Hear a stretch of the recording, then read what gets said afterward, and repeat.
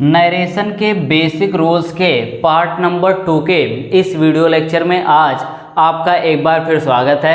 आज के इस वीडियो लेक्चर में हम बात करने वाले हैं कुछ बेसिक रूल्स के बारे में जो हमें डायरेक्ट स्पीच के सेंटेंस से इनडायरेक्ट स्पीच के सेंटेंस में कन्वर्ट करते समय फॉलो करना होता है, अप्लाई करना होता है। तो आज के इस वीडियो लेक्चर में आप वो सभी रूल्स 1 बाय 1 करके जानने वाले हैं, स्टेप बाय स्टेप करके। अच्छा, अगर आपने अभी तक नरेशन के पार्ट नंबर 1 के वीडियो लेक्चर को अभी तक नहीं देखा है तो जाइए सबसे पहले नरेशन के पार्ट नंबर 1 के वीडियो लेक्चर को देखिए, जहाँ पे आपको ये बताया गया है कि नरेशन क्या है, स्पीकर क्या होता है, डायरेक्ट स्पीच का सेंटेंस क्या होता है, किस तरह से पहचाना जाता है और ये कहा जाता है कि ये सेंटेंस डायरेक्ट स्पीच का सेंटेंस है और ये सेंटेंस डायरेक्ट स्पीच का सेंटेंस नहीं है, और डायरेक्ट स्पीच के सेंटेंस के कितने पार्ट होते हैं और उन पार्ट को क्या कहा जाता है, और इनडायरेक्ट स्पीच का सेंटेंस क्या होता है, किस तरह से इनडायरेक्ट स्पीच के सेंटेंस को पहचाना जाता है और ये कहा जाता है कि ये सेंटेंस इनडायरेक्ट स्पीच का सेंटेंस है। रिपोर्टिंग वर्ब क्या होता है, रिपोर्टेड स्पीच क्या होता है, पार्ट नंबर 1 के वीडियो लेक्चर में आपको बताया गया है। आप जाइए, वहाँ पे आपको बहुत सारा कुछ जानने को मिलेगा नरेशन के बारे में। फिलहाल अभी हमारा फोकस होता है इस वीडियो पे, जहाँ पे आपको कुछ बेसिक रूल्स के बारे में बताया गया है।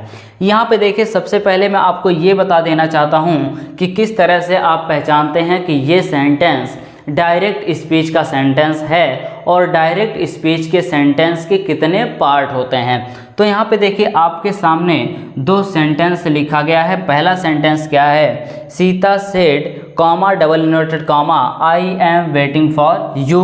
उसके बाद दूसरा सेंटेंस क्या है, Ram said to me comma double inverted comma I am watching TV. अब यहाँ पे देखिए, ये दोनों सेंटेंस डायरेक्ट स्पीच का सेंटेंस है। क्योंकि डायरेक्ट स्पीच के सेंटेंस में आपको हमेशा कॉमा और डबल इन्वर्टेड कॉमा देखने को मिलेगा। तो जब भी आप किसी भी सेंटेंस में कॉमा और डबल इन्वर्टेड कॉमा पाते हैं तो आप ये कहते हैं कि ये सेंटेंस डायरेक्ट स्पीच का सेंटेंस है।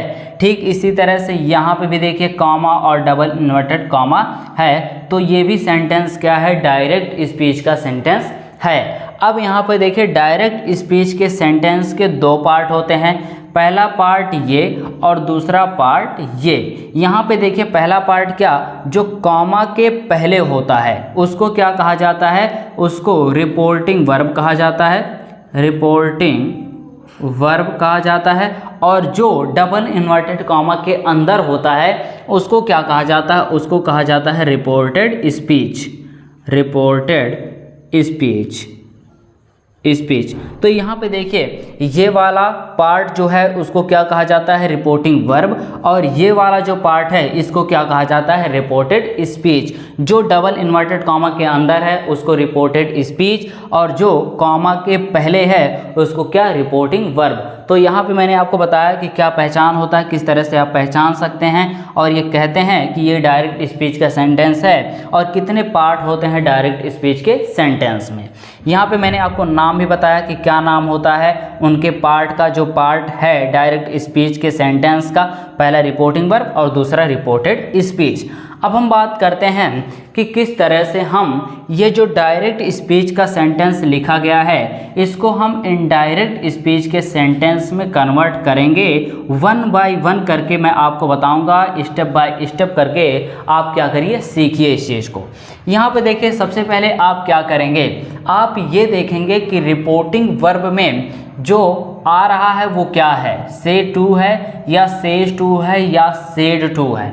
यहाँ पे देखिए, जब आपके रिपोर्टिंग वर्ब में से टू आता है या सेज टू आता है या सेड टू आता है तो आप क्या करते हैं, से टू को टेल में चेंज कर देते हैं और सेज टू को टेल्स में चेंज कर देते हैं, सेड टू को टोल्ड में चेंज कर देते हैं। लेकिन जब आपके सेंटेंस में केवल से, सेज या सेड आता है, वहाँ पे इसके साथ टू नहीं लग के आता है, तो इसमें आप कोई भी परिवर्तन नहीं करते हैं, कोई भी चेंजिंग नहीं होता है।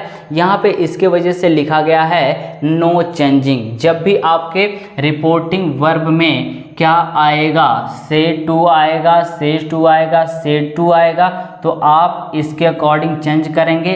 लेकिन जब आपके रिपोर्टिंग वर्ब में से, सेज या सेड आएगा, उसके साथ टू नहीं लग के आएगा, तो वहाँ पे आप कुछ भी चेंजिंग नहीं करेंगे।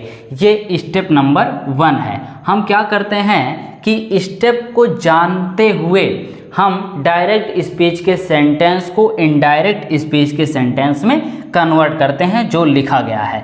यहाँ पे देखिए सीता सेड, यहाँ पे सीता सेड केवल सेड लिखा गया है जो कि रिपोर्टिंग वर्ब में आया है। तो मैंने जैसा कहा कि यहाँ पे सेड के साथ टू नहीं है तो इसमें नो चेंजिंग, कोई भी चेंजिंग आप नहीं करेंगे। तो आप यहाँ पे इनडायरेक्ट स्पीच के सेंटेंस में लिखेंगे सीता, सीता सेड। यहाँ पे देखिए कोई भी चेंजिंग नहीं किया गया है। लेकिन अगर हम दूसरे सेंटेंस को देखते हैं तो जब इस डायरेक्ट स्पीच के सेंटेंस को आप इनडायरेक्ट स्पीच के सेंटेंस में कन्वर्ट करेंगे तो क्या होगा, राम। अब यहाँ पे देखिए सेड टू आया है, सेड टू आया है तो हम सेड टू को किस में चेंज करते हैं, टोल्ड में। तो आप यहाँ पे लिखेंगे राम टोल्ड मी। हो गया, ये हमारा स्टेप नंबर 1 है। अब हम स्टेप नंबर 2 को जानते हैं कि स्टेप नंबर 2 क्या कहता है। तो यहाँ पे देखिए आपको बताया गया है कि स्टेप नंबर 2 ये कहता है कि जब आप डायरेक्ट स्पीच के सेंटेंस को इनडायरेक्ट स्पीच के सेंटेंस में कन्वर्ट करते हैं तो आप क्या करते हैं, कॉमा और डबल इन्वर्टेड कॉमा को रिमूव कर देते हैं और इसके जगह पे आप कंजक्शन दैट का यूज करते हैं। ये स्टेप नंबर 2 है। अब यहाँ पे देखिए कॉमा और डबल इन्वर्टेड कॉमा है तो हम क्या करेंगे, इनडायरेक्ट स्पीच के सेंटेंस में इसको रिमूव कर देंगे और इसके जगह पे क्या कर दिया जाएगा, दैट का यूज कर दिया जाएगा, यहाँ पे भी और यहाँ पे भी। अब हमने यहाँ पे क्या किया, स्टेप नंबर 2 को फॉलो किया। अब हम आते हैं स्टेप नंबर 3 पे। यहाँ पे देखिए स्टेप नंबर 3 क्या कहता है कि जब आपके रिपोर्टेड स्पीच में, मैंने आपको क्या बताया कि जब आपके रिपोर्टेड स्पीच में फर्स्ट पर्सन का प्रोनाउन आता है तो आप इसको चेंज करते हैं रिपोर्टिंग वर्ब के सब्जेक्ट के अकॉर्डिंग, और जब आपके रिपोर्टेड स्पीच में सेकेंड पर्सन का प्रोनाउन आता है तो इसको आप चेंज करते हैं रिपोर्टिंग वर्ब के ऑब्जेक्ट के अकॉर्डिंग, और जब आपके रिपोर्टेड स्पीच में थर्ड पर्सन का कोई प्रोनाउन आता है तो इसमें आप कोई भी चेंजिंग नहीं करते हैं। यानी तब चेंजिंग नहीं होता है जब आपके रिपोर्टेड स्पीच में थर्ड पर्सन का कोई प्रोनाउन आता है तब। तो ये हमारा स्टेप नंबर 3 है। हम सेंटेंस को बनाते हैं, आगे आपको पता चलेगा कि कैसे स्टेप नंबर 3 फॉलो किया जाता है। यहाँ पे देखिए यहाँ पे क्या है, आई है। आई क्या है, आई फर्स्ट पर्सन का प्रोनाउन है। अब ये आया है रिपोर्टेड स्पीच में तो हम इसको किसके अकॉर्डिंग चेंज करेंगे, रिपोर्टिंग वर्ब के सब्जेक्ट के अकॉर्डिंग। अब यहाँ पे देखिए आई किसके अकॉर्डिंग चेंज होगा, सीता के अकॉर्डिंग। अब सीता क्या है, सीता लड़की है तो लड़की के लिए हम क्या लगाते हैं, सी। यहाँ पे सी देखिए आई किस में चेंज हो गया, सी में। उसके बाद यहाँ पे भी चेंज कर लेते हैं। यहाँ पे देखिए आई है तो अब इसको हम चेंज करेंगे राम के अकॉर्डिंग, क्योंकि रिपोर्टिंग वर्ब का सब्जेक्ट क्या है, राम है और राम लड़का, तो यहाँ पे हम ही लिख देंगे। अब स्टेप नंबर 4 पे आते हैं। अब देखिए स्टेप नंबर 4 क्या कहता है, इस चीज़ को आप ध्यान से समझिएगा क्योंकि सारा खेल स्टेप नंबर 4 का ही होता है। यहाँ पे स्टेप नंबर 4 ये कहता है कि जब आपका reporting verb past indefinite tense में होता है, जब आपका reporting verb past indefinite tense के सेंटेंस में होता है तो रिपोर्टेड स्पीच के सेंटेंस में चेंजिंग होता है। क्या चेंजिंग होता है मैं आगे आपको बताऊंगा। फिलहाल आप यहाँ पे देखिए क्या कह रहा है कि जब reporting verb past indefinite tense के सेंटेंस में होता है तो आप रिपोर्टेड स्पीच के टेंस में परिवर्तन करते हैं यानी चेंज करते हैं। लेकिन जब आपका reporting verb past indefinite tense के सेंटेंस में नहीं होता है तो आप रिपोर्टेड स्पीच के सेंटेंस में कोई भी चेंजिंग नहीं करते हैं। यानी जब reporting verb past indefinite tense के सेंटेंस में होगा तो ही हम रिपोर्टेड स्पीच के टेंस में चेंजिंग करेंगे, और जब reporting verb past indefinite tense के सेंटेंस में नहीं होगा तो वहाँ पे हम रिपोर्टेड स्पीच के टेंस में कोई भी परिवर्तन नहीं करेंगे। अब यहाँ पे देखिए सीता सेड, ये हमारा रिपोर्टिंग वर्ब है। क्या सीता सेड ये पास्ट इंडेफिनिट टेंस के सेंटेंस में है? हाँ, ये पास्ट इंडेफिनिट टेंस का सेंटेंस है। तो जब ये पास्ट इंडेफिनिट टेंस का सेंटेंस है तो यह रिपोर्टेड स्पीच के टेंस में हम परिवर्तन करेंगे। क्या होता है आगे आपको बताया जाएगा। यहाँ पे जब आप सेंटेंस को क्या करेंगे, लिखेंगे, तो अभी देखिए ये सेंटेंस किस टेंस का सेंटेंस है, आई एम वेटिंग फॉर यू, ये प्रेजेंट कॉन्टिन्यूअस टेंस का सेंटेंस है, और प्रेजेंट कॉन्टिन्यूअस टेंस का सेंटेंस कन्वर्ट होता है पास्ट कॉन्टिन्यूअस टेंस के सेंटेंस में। तो एम क्या हो जाएगा, वाज में कन्वर्ट हो जाएगा। उसके बाद वेटिंग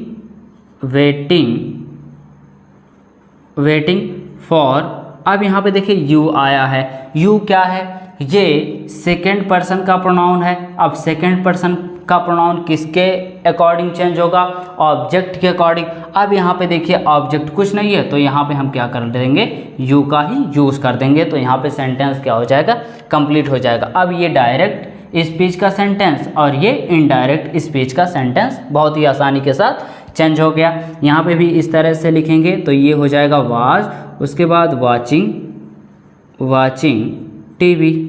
यहाँ पे देखिए आपका सेंटेंस क्या हो गया, डायरेक्ट स्पीच के सेंटेंस से इनडायरेक्ट स्पीच के सेंटेंस में कन्वर्ट हो गया। तो ये कुछ स्टेप मैंने आपको बताया और कुछ स्टेप बाकी है जो आगे आने वाले वीडियो लेक्चर में आपको पता चलेगा।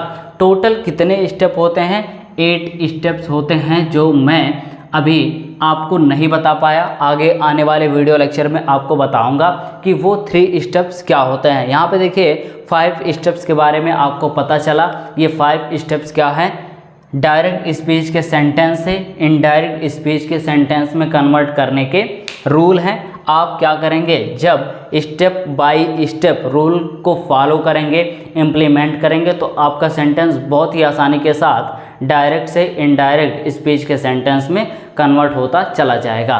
तो आज के लिए बस इतना ही, फिर मिलते हैं आपसे जल्द ही एक नए वीडियो लेक्चर में बाकी बचे हुए स्टेप्स के साथ। आपको बहुत बहुत धन्यवाद इस पूरे वीडियो को देखने के लिए।